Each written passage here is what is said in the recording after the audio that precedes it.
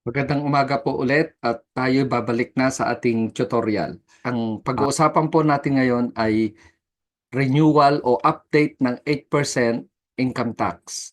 Lahat po ng mga 8% income tax ng 2024, pagdating po ng 2025, kailangan po itong mag-renew.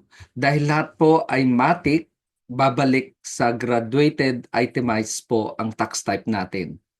Kaya kailangan nyo pong i-update o i-renew ang inyong tax type na 8% kung gusto nyo pa pong mag-avail.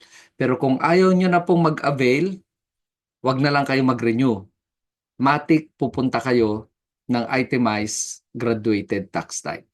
Okay? Paano tayo mag-update or mag-renew? Punta po tayo sa website ng BIR. Okay, dito sa BIR website, i-click nyo po ang e-service and then i-click nyo po ang ORUS. Then, mag-login po tayo. Pagka-login, pupunta po kayo sa update information.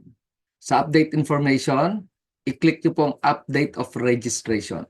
So, update information, click sa may kanan sa baba, and then click nyo po head office. Then, click validate. And then sa information to update, click nyo po ang avail of 8% income tax rate option. Then click OK.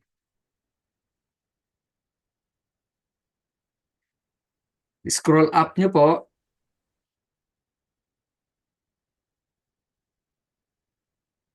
Tapos, click nyo po continue. Ngayon po, i-review ninyo ang application kung tama, year 2025. And then, i-check po lahat po yung mga, then submit application. Mag-antay ng sandali, na-update po ang information.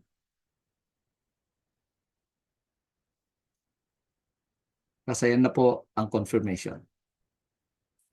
Tapos na po ang inyong pag-update. Salamat.